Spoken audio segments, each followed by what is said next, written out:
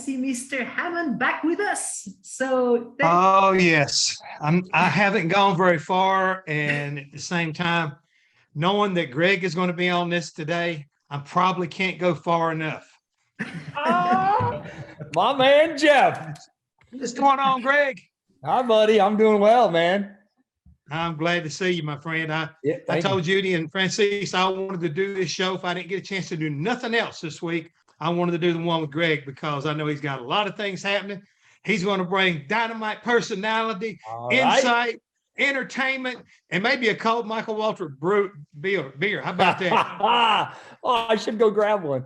Yeah, and my wife gave me trouble about all this, but I'm like, I can't share. I'm keeping it rolling, man. I'm going with it. That's a good thing. How you doing, sir? Doing great. Doing great. Let's see if Ronnie's coming on. I think he is. Ronnie's here. Yeah. I'm not sure, but I think so.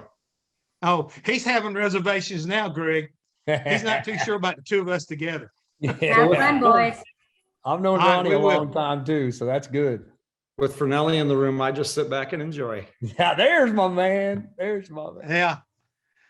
So, Ronnie, how things going with you? Y'all have a good Thanksgiving, and we'll get through the personal stuff before we start getting serious. Yeah, we had a great Thanksgiving. You know, we opened up a manufacturing operation down in Concord. So my wife and our two youngest kids, we decided to buy a house down there. We've been making that our home. So really enjoying the North Carolina weather and a great North Carolina Thanksgiving. Well, like I say, we're real excited about having you two here. And I'm going to digress and go back to Greg over here because I want him to kind of like bring us up to speed real quick and what's been going on in his world, because like a lot of people are watching and wanting to hear what you've got to say, because you guys, I mean, you've been around working in this NASCAR racing world since 1996, and you got over 8,000 different shapes and sizes of metal. I mean, everywhere you look, metal, steel. Yeah, man. Yeah, we just celebrated our 25th anniversary at Stock Car Steel and Aluminum, which is something I'm very, very proud of. Had a little bitty party. It was oh boy, it was more like a wedding party. It was so crazy, but a lot of the old guys came, you know, from way back when and helped the celebration. But very proud of that. You know, what started as humble little beginnings of Stock Car Steel and saw a little niche for the NASCAR market is really kind of expanded into something kind of big and something I'm very proud of. And we've got, a satellite store in Indianapolis now. We've got, the performance parts and the industrial supplies. And of course, the steel business just keeps rocking and rolling. So very proud of what my staff's been able to do. So real quick, Greg, because again, I want to get Ronnie because I think we got a lot of stuff to talk about, collectively. But you weren't happy enough doing the steel deal. You just kept expanding. Why is that? I mean, what do you see, and what drives you to continue to basically expand your footprint? Well, I think, any entrepreneur, I think Ronnie's kind of like I am too, is any entrepreneur, you just kind of want more, right? This is fun. This is great, but I'm what else can we do? And, what else can we grow to? And I think, I've never really even thought about an end game other than I just want to keep growing and leave something for my kids to run one day. So when Stock Car Steel, we were a NASCAR business. I mean, that's what we were. We were born out of NASCAR. We were born for NASCAR is what we did. It's why we're in Mooresville, North Carolina. And worked really hard and did a great job of kind of getting a monopoly. I mean, not kind of, we pretty much had, every race team, every car that ran on Sundays, that entire car was built out of Stock Car Steel. And, every team, every piece of that car. So, the question was, what do we do next? Right. And one of the things that I thought of is, kind of two ways to grow organically is, well, what other industries out there, buy the products that I stock? And, there's sign companies, there's machine shops, there's other little niche businesses that buy what we stock in our in-house. Or what else can we sell to the industry, to the market that we have right now? And, rather than going out and finding other markets that would buy the products we have, I thought, we've got a very, very loyal customer base, being the NASCAR teams. The barrier to entry is pretty high. Like not everybody can just go knock on the door and, you get to know the NASCAR teams and the purchasing agent. So why not look at what else we can sell those guys, the same customer base? What else can we add to our product mix that they'll like to have? And we did that. First of all was with SRI Supplies, and that was industrial supplies. So adhesives, abrasives, fasteners, cutting tools. And that's when SRI kind of entered the fray of the stock car steel business. And that was almost 20 years ago now today that they came in, and it was a neat company. I bought it from a guy and his dad who were, they were struggling a little bit. They just didn't really have a banking relationship. So they didn't have a really good inventory. They had really good salesmen, really good relationships with vendors, but they had a lot of back orders, and that doesn't work with race teams. Race teams need it, and they need it now. So they were struggling. So I went in and bought that business, and that immediately just kind of took off because, again, it was the same customer base. That business does a lot of VMI, vendor managed inventory, where our salesmen go into the race teams every once a week or sometimes more with the big teams. And we go through their parts room, we'll go through all their shelves and see what they need.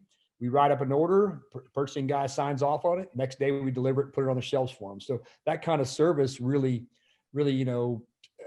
catapulted us with the race teams. And these guys are awesome. These guys know what they're doing. And that's another business that could easily spread out to other industries. But we're a racing business, man. That's what we do. We like dealing with motorsports.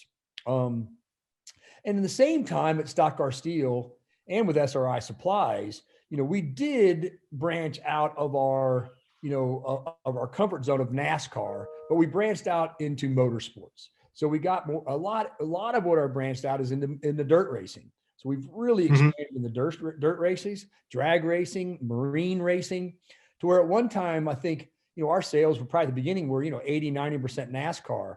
They're down to 30% NASCAR now. And we've grown every year because we have but it's almost still 80, 90% motorsports. And also we've grown out of not only the other businesses that feed to NASCAR, Ronnie being one of them, right? Ronnie's not a race team, but he's been a loyal, good customer of mine for years because he's a motorsports guy. So kind of we've gotten out of just NASCAR and into more motorsports.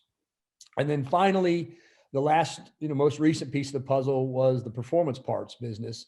And that was an acquisition that was from CV Products, their chassis parts division, and Roush Yates Performance Parts.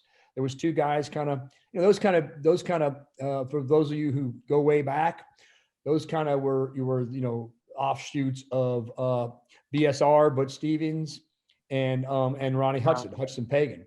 Those were the two original chassis, chassis parts, performance parts businesses. Then it became CV Products and Roush Yates Performance Parts. Finally ended up, I bought both of those and became SRI Performance. And, so now and that really helped us diversify into other motorsports. And again, I'm going to say it again, especially dirt racing. Dirt racing is a huge part of our business now. So, that's kind of where the family of SRI businesses came from. We opened up SRI Indianapolis about 4 years ago now. And that was out of necessity for engine parts. A lot of the NHRA teams were buying a lot of engine parts from us. And they wanted us up there. They wanted us to have us a presence. So, we've since, really become very familiar with all the NHRA teams, all the IndyCar teams, and there's so many sprint and midget manufacturers of chassis and teams up there. So it's been a perfect fit for SRI up there. Well, good deal. We got you caught up now. Ronnie, how about sharing a little bit of background with you before we put you two guys together? What's your background coming from? Well, the irony for me is that I'm a race fan. So ever since the age of 4, living up here in Michigan, I would go out and attend races at Michigan International Speedway, and just a pure race fan. So as I went through my youth, we didn't really have a lot of money. My dad and a couple of guys had a plastic injection molding business. So my choice was I could go to the shop and work and make a few bucks, or I could stay home and weed the garden. So at age 12, they put me on a Bridgeport mill, and I started becoming a machinist as a teenager. Went to Michigan State University, had a degree in business, and then started Technique in 1991, actually, as a prototype and low volume parts manufacturer for all industries. We're a very diverse company, but all along the way, I loved racing. So I made a few bucks early on, made like 3,000 when I say a few, and I started a racing career of my own that lasted for about 15 years. And I reached a point where racing was not my livelihood. You know, it just couldn't sustain what I was looking for out of life. So I decided to retire in 2003. And in 2007, I received a phone call from Dale Earnhardt Incorporated. They knew of my manufacturing capabilities and they asked me to come down and meet with them. They wanted to start building their own race cars. So that was exactly when the COT was coming into the sport. And I started to produce kits and components for DEI. Then through the Chevrolet relationship, that morphed into Hendrick and RCR. And then 15 years later, we're making parts for essentially everybody. NASCAR with the Next Gen on the horizon, went to Dallara and developed a new race car. So they selected us to come in and be one of the 18 bidders for the Next Gen chassis build.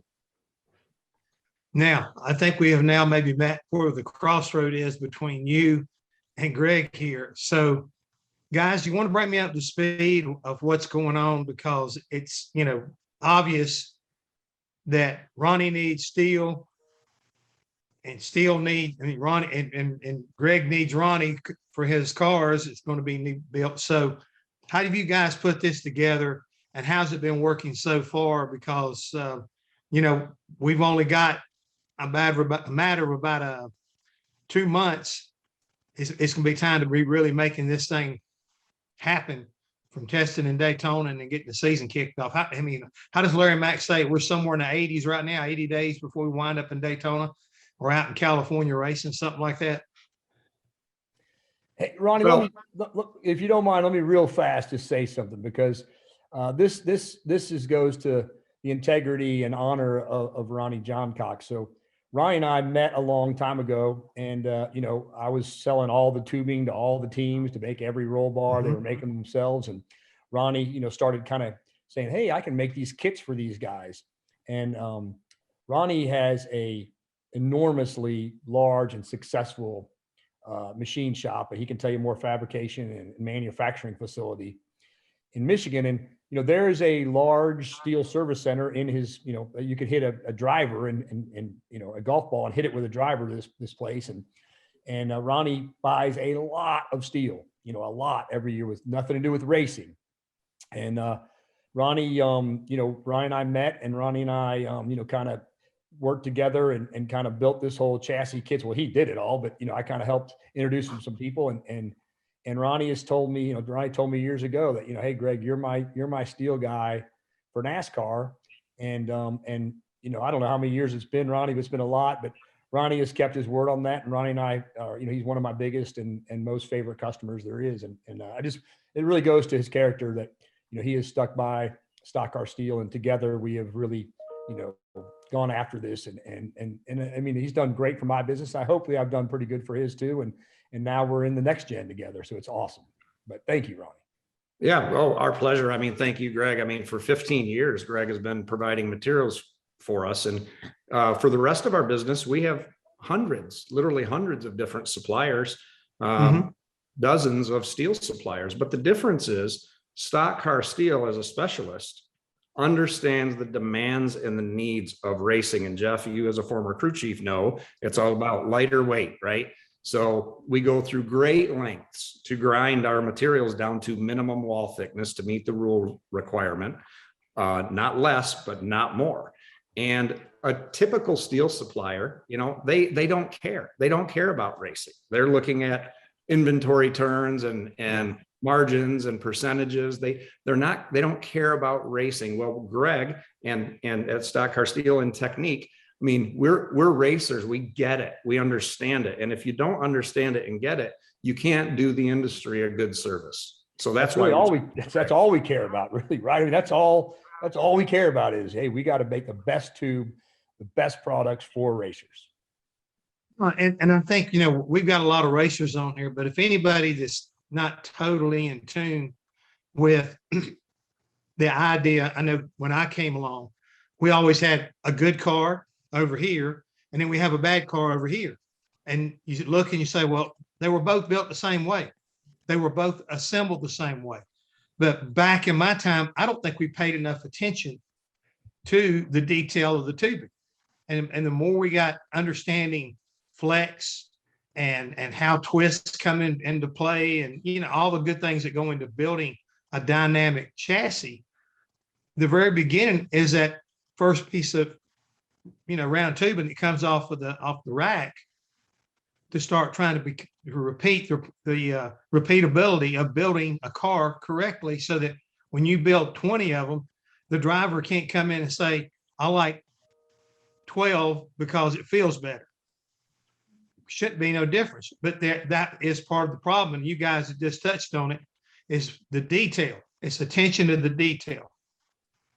If you pay attention to the detail, the repeatability will come along with it. If you learn how to, come up with a procedure through all of it, and you understand that, Ronnie, from your years of making that precision part. And Greg, you've been probably blessed out since day one. When you get something that's not like what somebody really ordered, you start understanding the reason why. I mean, you didn't have to come in with the knowledge. That the racers themselves will educate you if you let Real them. quick. Am I wrong? Real quick, they'll educate you. Exactly right. Yeah, and it's hard because, steel, tubing, anything, sheet metal, the manufacturers that manufacture the steel mills, right? They have tolerances, plus or minus tolerances. Right. Well, they're not going to make the stuff really close to the minus, right? They're not going to make it as thin as they can because they don't want to go under and get scrapped. And stock car steel, like I said, has had 100% of the market for so long, and our market share is huge. Our market share to a mill is nothing. Like we have the entire NASCAR market, and you know what? It doesn't crack. It's nothing to a steel mill. And we've gotten lucky, and and we've gotten a lot of steel mills who have people that work there that are huge NASCAR fans, so they ended up loving us. Like I got a great story about Nucor where, we were trying to, back when, and Jeff, this, back when they English wheeled, fenders and these guys were artists, right? The guy that made your fenders in the race team was probably the highest paid guy there. And he was an artist. Like they would make these fenders from a flat piece of sheet with no machines, just their hands on an English wheel. And, we were getting a load of tube sheets in, and we order the exact same sheets again, and they come in and we get complaints. This stuff's crap. It's always different. Like, it's the exact same spec. It meets the tolerances. It meets the spec. It's the exact same. Well, it sucks. Well, it doesn't work. Like, so after years and years, like months and months and months or whatever, load after load, finally we called Nucor. We said, listen, guys, do you have someone that can come here? Because we are having big problems. So they had a couple of their guys flew to, Mooresville, North Carolina, and happened to be race fans. So we took them to DEI. They were huge at Earnhardt fans. Like, who's your favorite driver? Earnhardt, man. Come on, get in the car. So we go to DEI, show them an English wheel. They talk to the guy who's doing it. These are the big shots at Nucor. Showed them what they were doing. Showed them a sandbag and a hammer. Showed them the English wheel. These guys are like, oh, now we get it. Went back to Nucor. Next thing you know, we've got like 1/4 mil tolerances where, the tolerances like this, they cut them down like this for us. Heck, they loved us from then on. Like we would call them and say, hey, we're in trouble. They're like, hey, take Ford off production and put stock car steel on there. Like, yeah. So they were pushing us in front of Ford and GM because they got it, right? They were race fans and they loved it. So, we're kicking around the blind obvious about the quality and everything that goes into the two sides that you guys are bringing together. Well, let's talk a little bit about the Next Gen. How long is this project? Have y'all been involved with it? And where does it stand today as far as the execution and everything? Are we back more like we were with the old car to a certain degree? I mean, we got this assembly line coming together like it needs to from y'all's vantage points. Well, I think it's real interesting, Jeff, because what you just said about the cars, we built 2 cars and they, one was better than the other. This guy like this or this guy like that. For years and years, a race car chassis builder, whether they were a third party or whether they were internal to a team, your objective was to build the next car better than the previous car. If you found one you liked, you might try to duplicate it, but generally you are evolving it and you are building the next car better than the previous car. With Next Gen, to develop better cost containment, the idea is to build them all the same with a tolerance, sure, but a fairly tight tolerance. So in order to do that, you have to have quality systems. You have to have excellent manufacturing capability. You have to be able to understand rates and flows and cycle times and all of the things that you would do in manufacturing. You have to bring that into the chassis building process. We've developed a technique, Lincoln Automation, Sigmund and Quantum Machinery have developed a method we call augmented automation, where we're doing a significant part of the next gen car using robotic welding. Now, the key to successful robotic welding in this application is to actually have the skilled fabricators and technicians running the robots, because they know what they're looking for in the final outcome of the weld. They're doing the programming, the fixture and tooling development work. And then once that the sub-assemblies come off of the robot, we take them over to the manual welding side of the shop. And again, the most skilled welders and car builders in the industry are finishing the cars. So in order to be able to do that in a controlled way, you have to have a strong quality system. You have to have a strong process flow. And that's how you get the consistency of the finished product. Yeah, it's funny, Ronnie. I was gonna say the same thing. It's like, where, you, Jeff, like you said, and you want to build the next car better, or Ronnie said that they want these next gen cars to be the exact same. So like, Spire Racing can buy the exact same car as Hendrick Motorsports is, and it seems to be working. Right. So. But going back to the other part of my question, though, is it going, and I guess we're getting in a little bit of the political drama of the supply chain. I mean, how is it? Because you guys are up against a clock that's ticking, and everybody trying to get the stuff together and get it out there to the teams so that they're ready for 2022. When we get started. So how has that been working? Also, as far as are you been able to get necessary what the type of steel you've been using, Greg and Ronnie, the same way, for the parts and pieces that you're putting together? How is that working?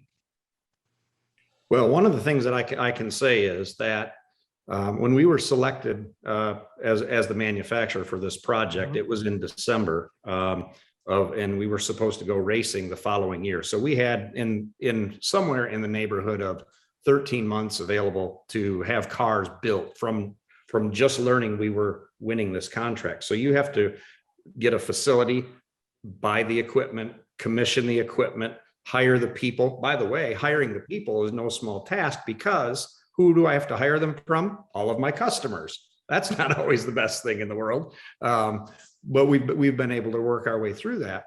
So whoever made the decision at NASCAR to postpone Next Gen for 1 year, the best decision they ever could have made, because that gave the entire industry time to get their feet underneath them to be successful at this. And along the way, Greg can elaborate on this. We've had substantial raw material scares. We've been able to work through it, but it hasn't been easy. Yeah, I mean, Greg, we know that this is all about, the COVID deal did us a favor, but it also put, extra challenges on everything, because even when the COVID deal was going on, supply and demand was not as great as it was because we weren't working on it. And the other side, there were other needs out there. I know I was over one time and asked for a piece of Lexan, and I thought somebody was going to cut my hand off because it said, we ain't got none. That's because Ronnie took it all. That's another story we can tell later on, but all right, we'll talk about it later on. Yeah, because Ronnie really some good success stories. But yeah, listen, I think what COVID did, right? It disrupted the supply chain, because a lot of manufacturers got scared, right? They said, "Oh crap, we're going to slow down manufacturing. Steel mills screeched to a halt.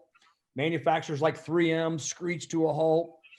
Everyone's like, oh my God, this is going to be terrible, screeching to a halt." But what no one really thought about was demand did not slow down. As a matter of fact, for a lot of stuff that I sell, demand went up because people were home. And what do they do with their home? They tinker with their race cars. They tinker with their hot rods. They tinker with everything. I've got a funny story. I've got a little business called SRI Dirt and Drag that's over in Denver, North Carolina. And it's just a small little, speed shop. We don't have any delivery trucks. We don't do much UPS.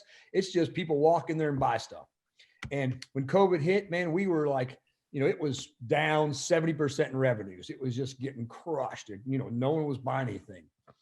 Well, the next thing you know, I look at sales every day. I'm like, whoa, what happened? We had this huge spike one day. Then the next day, like the next week was higher than pre-COVID sales. I'm like, what is going on? I call the general manager. He goes, yeah, dude, all these dirt racers, local dirt racers, all got their $1,200 incentive, government check. And they came straight over here and bought parts for the race cars. Like, yes, that's awesome.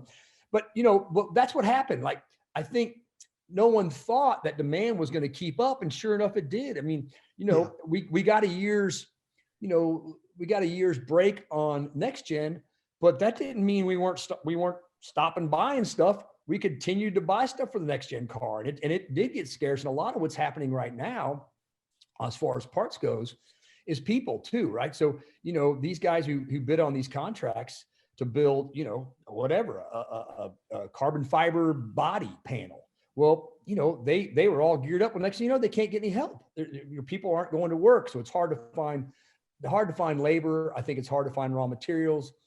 And speaking of, this is the story that I think Ronnie was alluding to. It's kind of a scary story, but we had, this tube, the roll bars that Ronnie makes is, we buy that tube from a steel mill, domestic steel mill. And they have, through all the years of, they have demonstrated they have the best quality. They hold the best tolerances on their tubing wall thickness. And they're kind of our number one choice when it comes to 41 or to 1018 cold drawn seamless tube. So we forecasted, we knew how many cars they're going to make for the Next Gen, for the first year Next Gen. We got a year's break. Oh, great. This is great. So we didn't even change our due dates. We said, still bring the tube. Ronnie's like, I don't want to wait. Bring it when you get it. No problem. So we got all these POs with the mill. Well, next thing you know, our due date comes, it's in a couple of months from now. And we call them and say, hey, can we get that tube early? One day goes by, 2 days go by, a week goes by, no reply. So my purchasing guy goes, hey, what's up? Can we get our tube early? Well, as a matter of fact, it's going to be, 7 months late. You can't get it early, but your due date, which is forecasted for Ronnie's needs, 7 months late. This email I wrote to the president of this company, I wrote to everybody I could possibly find. And it basically said, if y'all don't deliver our tube, then you will be on the news as the company that stopped the Daytona 500 from going. So if you really want that on I'll give them your name. I'll show them the POs. I'll show them your order acknowledgement when we get the stuff. And if you can't get it to us in order for us to make these cars, you will be responsible for not having the Daytona 500. And guess what? They gave us our tube and they doubled the order that we asked for. So it actually worked. Like, yes, but I wasn't even joking. I mean, it is like, it would be like they didn't have any shoulder pads for the Super Bowl. I mean, that's how important it was. So we've had scares. Right. Yes, we've had scares. So Ronnie, did you get a copy of this email? Well, let's just say I convinced Greg it was in his best interest to make that call. Yeah, listen, it was not a good week for me. I was freaking out. But everything worked out all right. I mean, look, Jeff, we are an innovative company. Our customers have lots of demands. Our customer base is brand name America. When they need something, I have to go get it. And if I can't get it from one place, I have to go to another. Now, Stock Car Steel, like Greg said, I've been very loyal to Greg, but he's been very loyal to us. So we wanted to stick it out.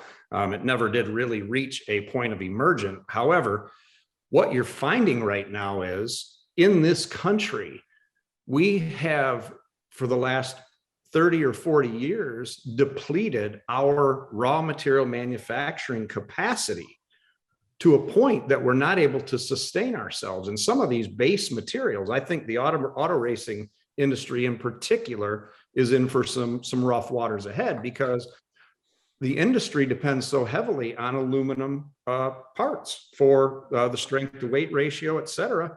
China has recently shut down 70% of its magnesium manufacturing capacity, and you need that magnesium to be able to produce the aluminum. Well, we can't just quickly create magnesium processing facilities in this country due to environmental regulations, just building it in general. So there are some rough waters ahead in this racing industry for raw materials. So what's happening, we're exasperating the problem. So I know this is happening, right? So what am I going to do? When I find some, I'm going to buy all of it. Well, that just makes the problem worse. The old toilet paper thing, right? It's the same with, Yeah. It's going to be a problem. I'm going to buy a bunch of it. And that's, that's smart people do that, right? I mean, it's well, I mean, you're looking at from the distributor type of it, and he's a manufacturer, and the two of you need each other, desperately, but there is a missing link here. If you can't get them to help you out as far as distribution, Greg, that puts you at odds with your manufacturer over here who's been dependent on it. And, it's just good that you guys have got such a good working relationship and can be honest with one another and know that the other one's not, basically jerking each other around. It's a genuine need. And I think a lot of times people always forget in racing, and I'm talking, strictly about the world that I live in, the clock's been running since the checker flag dropped in Phoenix. right. You got a clock that runs year long for the season, and then you got that downtime that clock starts running immediately at the end of that, like I say, that last lap, and runs till whenever that first practice session is, the first race. And again, we're off at it. And if we're not ready, they don't change the schedule. I mean, as you alluded to, and so did you, Greg, we got a break.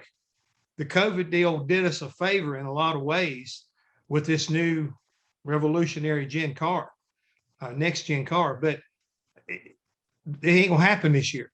You've got to put the product out there and get it done. People always say, people that don't know the industry, I guess, boy, after November, you got some time off to chill, huh? Get yourself like, oh, no. After November is when we're the busiest all year long. I mean, we sell more stuff during, between November and February than any time of the year. So I was going to say something about on the distributor side and what Ronnie was talking about. It's hard, right? Because as a distributor, you want to turn your inventory. It's very important to turn inventory because of cash flow, because of receivables. And, if you're stocking too much inventory and, it's just tough, right? So the best thing in the world for cash flow is to turn inventory. It's really important. Well, in this time, I don't care about turning inventory. If you have something, my purchasing guys, don't worry about turning. All I used to tell my purchasing guys, turn inventory. Well, now I say, buy as much as you can, get it in stock. Because what's happening right now at Stock Car Steel is we're getting orders from people that have nothing to do with motorsports, that have never even bought from us before, because they can't find it anywhere. So they say, our salesmen get a call. It's like, hey, they've never heard of the people. They're not race teams. Hey, I've tried everywhere. I can't find this anywhere. Well, I tell my salesman, well, then if they say that, well, you can get some margin out of that thing, and we have it in stock. Hey, we've got it. So you're a hero to these guys. So it's been really good for our business. But so now I'm not worried about turning inventory. I'm worried about buying inventory. Well, what we got to be mindful of is what might happen is, right now the prices of everything, raw materials, is as high as they've ever been. Well, if we're buying all this material and the market all of a sudden opens up and everything else, and so the prices crash, we're going to be stuck with a lot of high dollar inventory. So it's a game we got to play as a distributor. But right now the game is have it in stock so you can sell it to your customers, and especially next gen. Yeah. Well, and I feel very good, where Next Gen is right now with regard to raw materials in our process. We are purchasing ahead. We're forecasting out what we really will need or believe we will need, not only for the initial fleet deployment, but the consumption that will occur. And I feel like we're in a good place. We have bought a lot of material. We have millions of dollars of steel inventory right now, but we're not going to have any shortages. It doesn't appear. Absolutely. Well, that's good news right there. I want to encourage everybody out there that is watching Ronnie and Greg here.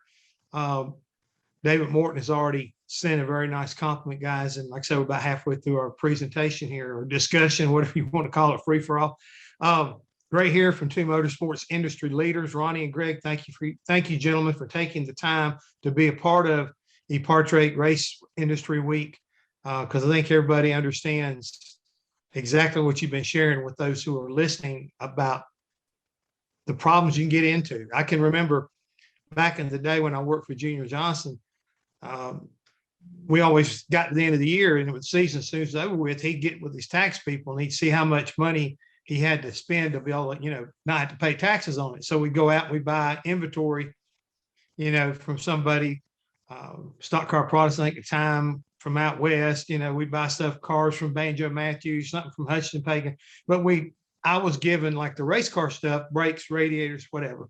And then the guys that worked in the engine room, well, they would get whatever kind of, new honing machines. And then also you get the bridge ports and new lathes. So the overall philosophy, I guess, is where I'm going with this. It's still the same process that we've been doing, but today it's a lot more of an urgent, because a situation there, it was all just about cash. If you had the money to spend, there was products sitting there that you would get pretty quick. But you guys are having to hustle. It's kind of like you're having to hustle and find this stuff. It's not like pick up the phone and somebody's got it on the shelf or making it to where you can count on it. It's a lot more, seems like a lot more gut wrenching. Well, I'll tell you another material that we have is 412 stainless that we use for locomotive exhaust for Amtrak trains. Okay. The typical lead time on that material would be 8 weeks. Now it is 12 months. So we've literally put together a tactical team of purchasing agents that focus on expediting and/or acquisition in places we've never been before. And I think you just have to do that today to be able to get what you need when you need it. Mm-hmm. You said 12 weeks. The 4130 tube market right now, which is big in, dirt cars and sprinting midgets and NHRA. There's one particular mill. It's Plymouth's Pro Moly tube, which is kind of a premier brand of tube of 4130. That's kind of, it's the most sought after of the tube that's out there because it's premier.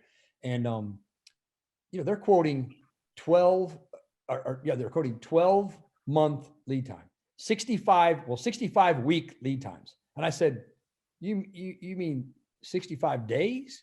Like, oh no, 65 week lead times. I said, well, you might as well just go out of business. I said, you might as well just say out of business. Plymouth Tube is out. If you can't get me a tube in a year, what is going on, man? Now, of course, they've done a little bit better than that, but it is mind boggling what's happening in the supply chain industry. It really is. And I think Ronnie touched on it before, and Ronnie and I have had discussions about this too. It's, you don't want to dog on the good old USA too much, but with regulations, with what's happened, our manufacturing has so, left this country. And, like you talked about the magnesium with, we're so reliant now on other countries, and especially some countries that aren't, our biggest fans, that, it's not to talk politics, but I feel like, hopefully COVID opened enough people's eyes that we should need to bring some of this stuff back home. Understandable. Go ahead, Ronnie. We do work. We build exhaust systems for a German exhaust manufacturer locally here, and 439 stainless tubing. There's a big shortage of 439 stainless tubing, and I was in a high-level discussion with them, and the discussion went like this. And they are literally thinking that instead of fighting through and paying the high prices for the 439 stainless, they might just go back to making the exhaust out of mild steel and plan on building 2 for every car. So they'll just warranty it for X number of miles, build into the price and build into the strategy today that they're going to replace that exhaust system sooner than they would if it was built out of the 439, because they can get the material. Wow. You know, you've already kind of touched on it, guys, that, you know, mother's the necessity of invention, whether you have to go and look where you've never looked before, or back up and reevaluate how to go about basically, you know, skinning this rabbit, to, for lack of better explanation, because it's something that has to be done. And that brings us right back to what we were originally trying to get to, is where do we stand in y'all's opinion for this upcoming 2022 season when it comes to the next gen race car? Are we going to have enough product to be able to handle, which, you know, because let's face it, this is a whole different animal, and some of these race car drivers are not necessarily the easiest on equipment when you start racing and getting where you get side by side and get a little bit anxious trying to win. We don't have what we've been having in the years past, a shop full of basically extra bullets, you might say. Yeah, I think Ronnie alluded to it earlier. I mean, Ronnie's the man. And there, when they put that RFQ out to build a chassis, I mean, there's, you know, some teams bid on it. Right? There was a few teams that bid on it, and I understood, you know, why they did that, because they wanted to get it. But in my opinion, and you know, there was one person that could do it, and it was Techniques. And you know, I think thankfully for the industry, they won.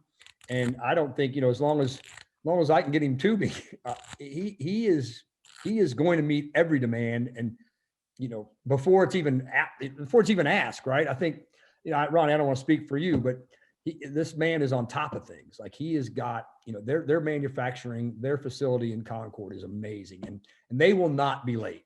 I mean, well, we would love to have total fleet deployment already. And for those of you that don't know, there is a regulation from NASCAR that each car number is allowed to have 7 center sections of the car. The car is made in 3 pieces: a front, a center, and a rear. Each team is allocated 7 center sections, 10 front clips, and 10 rear clips. Now, we had 40 complete cars built back in March. NASCAR has worked around the clock for even longer than we've been selected, doing simulations and engineering work, testing, validation. They built a car, an autonomous controlled vehicle, for validation of crash testing, crash tested the car, and from the results of that, lay those results over the simulation data to determine what revision changes they want to make some revision changes, go through this whole entire design and validation process again. And we reached a point where this summer where they said, okay, we're good to go. We may make some changes as we go. This is an ever evolving project. However, we're good to go. So we have a capacity currently where we can build 30 centers a month. We can build 50 front clips a month. We can build 40 rear clips a month. So that is what we are capacitized to do. Now we can do a little mix and match with that to say, if we want to go to 60 fronts, we could reduce down to 25 centers, you know. But by the time we get to the end of December, each car number, okay, not each team, but each car number should have 4 complete cars, of 4 fronts, 4 centers, 4 rears, minimal. And then we will maintain the pace to total fleet deployment should happen sometime the end of the first quarter. And then, of course, once we start racing in February, we'll have some consumption along the way. So I think we would like to have total fleet deployment right now. We don't, but we're working, I think, ahead of what the real needs of the teams would be today. Now, Jeff, you know, when Ronnie says, you know, they can do X amount of cars, he's talking chassis. So, and I'll kind of get a broader picture if you'd like. Sure. So, and we know kind of just a broader picture of the whole next gen car. So the car is made out of, I mean, we kind of all NASCAR and SRI kind of broke it down into 36 master parts. Okay. There's a list of about 36 master parts, and, you know, Ronnie having 3 of those: front clip, rear clip, and center section. Well, there's 33 other, and as a matter of fact, Ronnie's 3 parts also has about 50 other parts that, that are in there, clips and all these other things. But, those are the three main parts. So there's 33 other, main parts of that car.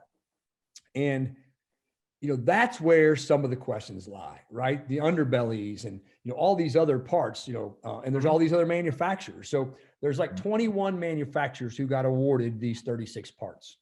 And, it's those are the ones that, is everyone as confident that they'll have them as I am with Ronnie? No, but I am, 99.9% sure it's going to be fine. It is going to be fine. These, there's rumors, everybody likes to talk. Oh, that car will be racing every single race next year. It will be ready for Daytona. It'll be ready. It'll be ready for the Clash in LA in the Coliseum. It'll be ready for Daytona 500. It'll be ready for Bristol. It'll be ready. That car will be run next year. It'll be run, and it'll be, I feel like it's going to be fantastic. I don't know how we're doing on times, but we thought it might be hard to fill up a whole hour, but obviously with me and Ronnie talking, it's not going to be. And you talking, Jeff, I appreciate you. I'm glad you are a moderator too. This is great. Well, you're very kind. You think that? No, I mean, you guys have such a unique perspective because you know what's going on behind the scenes, and you know what the facts are. You're not sugarcoating anything. It's hard to get to. It's hard to get, stainless steel. It's hard, but at the same time, you reinforce the fact that we're going to meet our schedule. We're going to be able to accomplish our goal. Now, where we go from after that point, who knows? Nobody knows for sure. But the idea that we won't be able to see be able to go to Daytona or wind up going to the LA Coliseum and put on show, that ain't happening. I mean, I've never, like I say, not been around whenever NASCAR didn't drop the green flag when they say they were going to, unless, something like 9/11, saying that kind of a unspeakable situation. But most of the time they meet their time slot pretty well.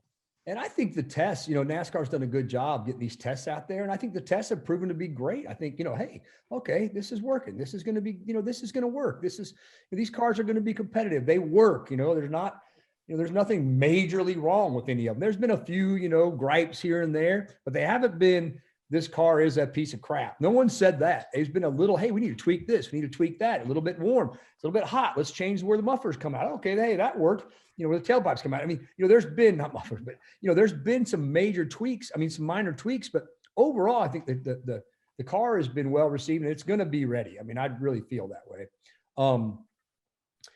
And again, kind of talking about all those manufacturers, there is, it's scary, right? Can a manufacturer get it done? There's a single source guy that's making every one of the, the bodies, every one of the window nets, every one of the wheel studs, every one of the, every one of the wheels, and are they all going to be able to, with supply chain issues, with all that stuff, is it going to happen? And from what we've seen so far, it's going to happen. We are distributing about half the parts, is going through us.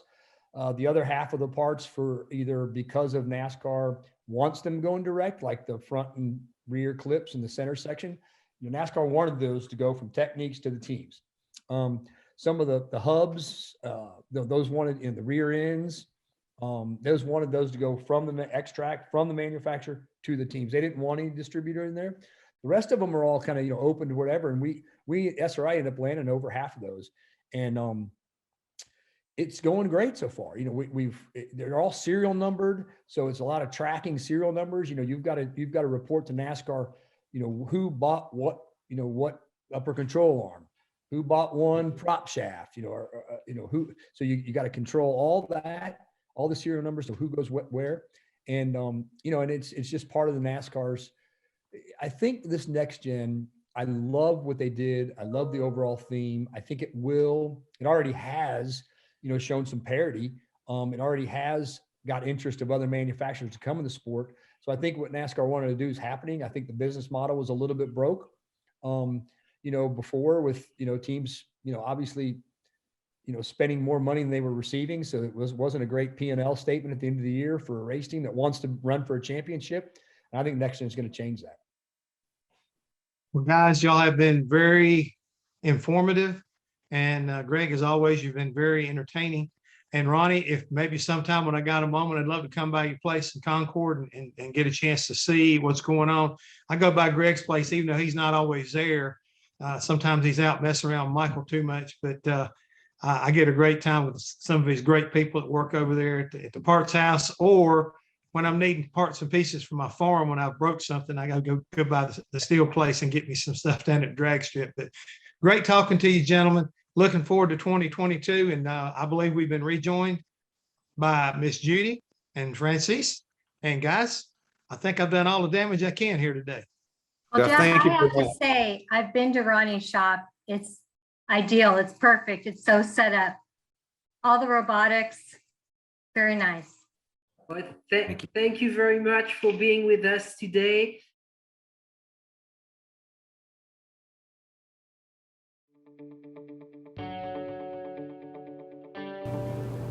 The concept for EPARTRADE is basically, in my opinion, there's a big hole in the internet.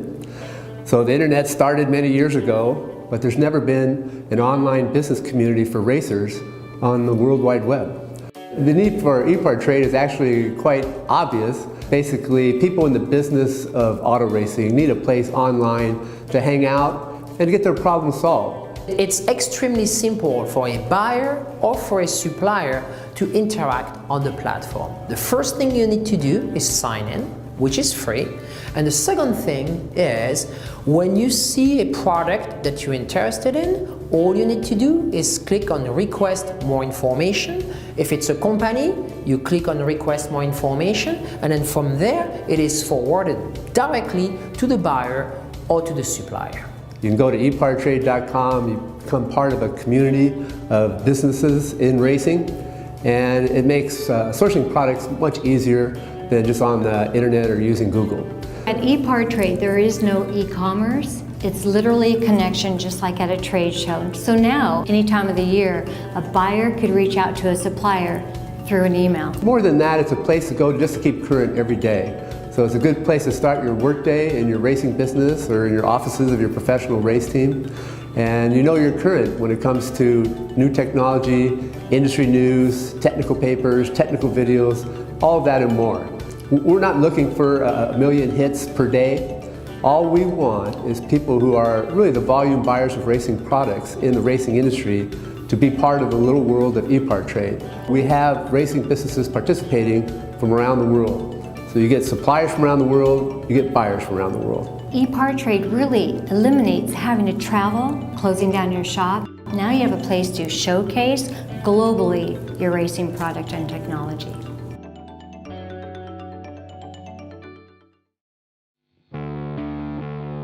There are two types of people, racers and everyone else. Racer Magazine is for those who believe that racing is a way of life.